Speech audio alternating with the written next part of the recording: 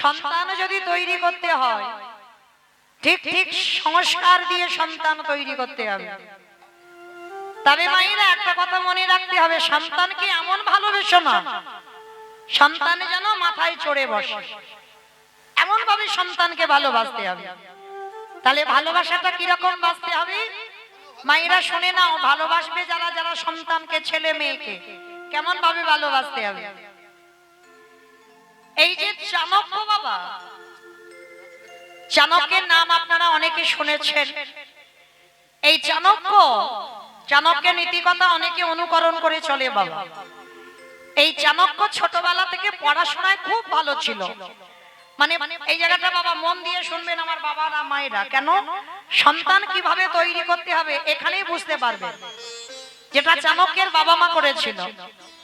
তার চাণক্য ছোটবেলা থেকে পড়াশোনায় খুব ভালো ছিল, মানে মাস্টার না দিয়েও সব সময় বাবা পড়াশোনায় ক্লাসে প্রথম হতো। কিন্তু আজকের পরীক্ষা দিতে যাবে ছেলে, যেই না চাণক্য পরীক্ষা দিতে যাবে বাবা রেগে গিয়ে বলে বলল, চাণক্য এই বছর পরীক্ষায় যদি তুমি প্রথম না হও, যদি তুমি দ্বিতীয় হও, তাহলে কিন্তু তোমাকে আমি গলা ধাক্কা দিয়ে বাড়ি থেকে বের করে দেব। মানে এত কঠিন শাসন ছিল চাণক্যের বাবা। কি করে সন্তান তৈরি করেছিল দেখো, কেন চাণক্য হবে না। আজকের যেই না বাবা বলেছে যে যদি প্রথম থেকে দ্বিতীয় হয়, মানে ফার্স্ট না হয়ে যদি সেকেন্ড হয়ে যায়, তাহলে কিন্তু বাবা গলা ধাক্কা দিয়ে বাড়ি থেকে বের করে দেবে। আর এই কথাটা সব সময় চাণক্যের মনে মনে ভাবে যে যদি আমি পড়াশোনায় এবছর একটু খারাপ করে দিই, তাহলে আমার বাবা বলেছে বাড়ি থেকে বের করে দেবে।